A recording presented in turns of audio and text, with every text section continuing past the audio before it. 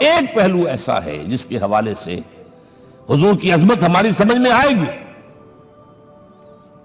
حضور ایک انسان کی حیثیت سے کیا تھے، ایک باپ کی حیثیت سے آپ کا کیا طرز عمل تھا. ذرا یاد کیجئے، جگر گوشہ رسول حضرت فاطمہ بطول رضی اللہ تعالیٰ عنہ وہ حاضر ہوتی، ابا جان دیکھیے چکی پیس پیس کر یہ گھٹے پڑ گئے میرے ہاتھ میں، یہ کنویں سے پانی لاتی ہوں، مشکیزیں کہ یہاں پر بندیاں پڑ گئی. حضور اب تو عام لوگوں پر بھی آسانیاں ہیں، لوگوں کے ہاں غلام آ گئے ہیں، کنیزیں آ گئی ہیں، مال و دولت آ گئی ہے، مجھے بھی کوئی غلام کنیز عطا ہو جائے. اور آپ کو معلوم ہے یہ لخت جگر نور چشم محمد کی سب سے پیاری بیٹی صلی اللہ علیہ وسلم، کوئی شک نہیں اس میں، فاطمہ کیا بیتی ہوگی حضور کے قلب پر. لیکن فرمایا کیا بیٹی، یہ دنیا کی چیزیں ہماری لیے نہیں ہیں، میں تمہیں اس سے بہتر شے دیتا ہوں. تسبیح فاطمہ ہر نماز کے بعد 33 مرتبہ سبحان اللہ، 33 مرتبہ الحمدللہ، 33 مرتبہ اللہ اکبر کہہ لیا کرو. لیکن سوچ لیجئے دل پر کیا گزری ہوگی صلی اللہ علیہ وسلم. حضرت عائشہ سے پوچھئے، حضرت خدیجہ سے پوچھئے حضور کیسے شوہر تھے، آپ سے زیادہ خواتین کے حق میں نرم، گھر کے کام کا جھاڑو دے رہے ہیں، کپڑے جو ہیں بوسیدہ انہیں سی رہے، گھر میں بیٹھے ہوئے یہ کام کرتے تھے. بہرحال ایک بات میں آپ سے عرض کروں، آپ انسان کی جس حیثیت کا بھی ذہن میں تصور کریں گے وہ ساری حیثیتیں محمد میں موجود ہیں صلی اللہ علیہ وسلم. محمد حاکم کی حیثیت سے بھی ہے، محمد سب سالار کی حیثیت سے بھی ہے، محمد قاضی القضات بھی ہیں، محمد ہیڈ آف دی اسٹیٹ بھی ہیں، محمد بیویوں والے بھی ہیں، اولاد والے بھی ہیں، محمد 5 وقتہ امام بھی ہیں، جمعہ کے خطیب بھی ہیں، مدرس قرآن بھی ہیں، مربی بھی ہیں، مزکی بھی ہیں، اور ہر میدان میں بلند ترین مقام. کوئی ایسی جامع شخصیت ملے گی؟ ہمارے ہاں تو حال یہ ہے کہ جو خطیب صاحب ہوتے ہیں وہ 5 وقتہ نماز کیسے پڑھا سکتے ہیں، ان کا تو اونچا مقام ہے. 5 وقتہ نماز کے لیے تو علیحدہ چاہیے امام آپ کو، اور وہاں بھی ایک امام سینئر ہوگا وہ عشاء مغرب اور فجر پڑھائے گا، ایک جونیئر ہوگا بیچارہ وہ جو خاموش نماز ہے وہ پڑھائے گا. 5 وقتہ نماز پڑھا رہے ہیں محمد صلی اللہ علیہ وسلم، اور خطیب بھی وہی ہے، مربی بھی وہی ہے، مزکی بھی وہی ہے. ہمارے ہاں جو لوگ تزکیہ نفس کے میدان میں ہیں وہ پھر جماعت کبھی نہیں کراتے، کبھی نہیں دیکھا ہوگا آپ نے کسی صاحب کو کراتے ہوئے. یہ جامعیت جو ہے، جامعیت کبریٰ. پہلی بات تو یہ نوٹ کیجئے، حضور انتہائی غیور انسان تھے، انتہائی غیور.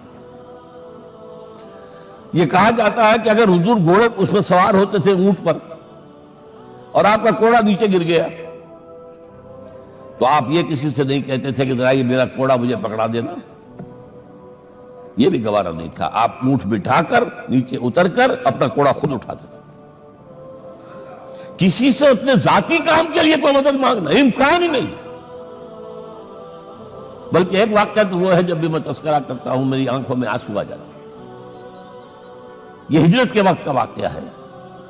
آپ کو معلوم ہے حضور نے تمام مسلمانوں کو مکے سے جانے کی اجازت دے دی، چلے جاؤ مدینے، چلے جاؤ مدینے. آپ خود تھے موجود، اس لیے کہ رسول اپنے مقام کو نہیں چھوڑ سکتا وداؤٹ ایکسپریس پرمیشن فرام اللہ سبحانہ و تعالی. اب حضرت ابوبکر پوچھ رہے ہیں حضور اجازت آ گئی نہیں آئی، آ گئی نہیں آئی، دن گزر رہے ہیں. حضرت عائشہ کی روایت ہے کہ ایک روز ہم نے دیکھا دوپہر کے وقت آ رہے ہیں حضور، کپڑے سے اپنا سر جو ہے ڈھانپا ہوا ہے. عرب میں دوپہر کے وقت وزٹ کرنا جو ہے یہ ان کے خلاف دستور ہے، ان کی تہذیب کے خلاف ہے، یہ قیلولے کا وقت ہوتا. تو حیران ہوئے. آتے ہی فرمایا ابوبکر ہجرت کی اجازت ہو گئی. اب انتہائی خوشی سے اور بڑی امید میں کہ بڑی شاباش ملے گی حضرت ابوبکر فرماتے ہیں، عرض کرتے ہیں حضور میں نے 2 اونٹیاں تیار کر رکھی ہیں، خوب کھلا پلا کے انہیں فرما کیا ہوا ہے. یہ ہجرت میں ہمارے کام آئے گی؟ حضور تھوڑا سا توقع فرماتے ہیں، پھر کہتے ہیں اچھا ٹھیک ہے، ایک میں استعمال کروں گا لیکن میں اس کی قیمت ادا کروں گا۔ حضرت ابوبکر رو پڑے، حضور مجھ سے یہ مغایرت، سائے کے تناب کے ساتھ رہنے والا، اس سے یہ مغایرت، ذرا سے اشارے پر اپنی کم سن بیٹی پیش کر دی نکاح کے اندر، اس سے یہ مغایرت، رو پڑے۔ لیکن حضور کی اپنی غیرت تھی، میں قیمت دوں۔ اب بتائیے مدد کا کے لیے درکار تھی؟ مدد تھی ان کے مشن کے لیے۔ مشن دو حصوں میں تھا، اس کو جانیے، آج کچھ علمی باتیں آ رہی ہیں۔ حضور کے مشن کے دو حصے، ایک ابتدائی جو تمام انبیاء اور رسول کا تھا، ایک تکمیلی جو صرف محمد کا صلی اللہ علیہ وسلم۔ ابتدائی کیا ہے؟ اللہ کی طرف دعوت، تبلیغ۔ جو دعوت قبول کر لے ان کے لیے بشارت، بشیر کہ تمہارے لیے آخرت میں جنت ہے، نعمتیں ہیں۔ رد کر دے ان کے لیے نذیر، خبردار کرنے والے، جہنم کے لیے تیاری کر لو۔ داعی اللہ، اللہ کی طرف بلانے والے، سراجا منیرا، روشنی کے چراغ۔ یہ حیثیتیں مشترک ہیں تمام انبیاء کرام۔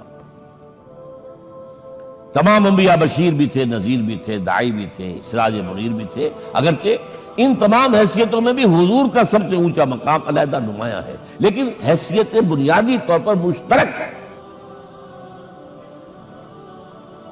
ایک حیثیت تکمیلی، اور وہ کیا ہے؟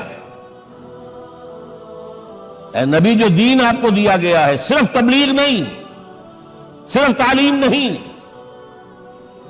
اس کو قائم کر کے دکھاؤ ایک نظام زندگی کی حیثیت سے۔ 3 مرتبہ قرآن میں یہ الفاظ حضور کے لیے آئے ہیں، هو الذی ارسل رسولہ بالہدی ودین الحق لیظہرہ علی الدین کلہ۔ 3 دفعہ سورہ توبہ میں یہ الفاظ آئے، سورہ صف میں یہ الفاظ آئے، سورہ فتح میں یہ الفاظ آئے۔ وہی اللہ جس نے بھیجا ہے اپنے رسول کو صلی اللہ علیہ وسلم، الہدا، قرآن حکیم، ہدایت کاملہ، اور نمبر 2 دین حق۔ یہ 2 چیزیں دے کر بھیجا، کس لیے؟ تاکہ اس دین کو غالب کرے پورے نظام زندگی پر۔ یہ معاملہ ذرا سوچئے، اور یہ حضور کے لیے 3 دفعہ، اور کسی اور نبی کے لیے 1 دفعہ بھی نہیں۔ قرآن مجید کے اس نقطے کو ذہن نشین کر لیجیے۔ دین کی بات پھیلانا صدقہ جاریہ ہے، ثواب کی نیت سے ویڈیو کو شیئر ضرور کیجیے۔ جزاک اللہ۔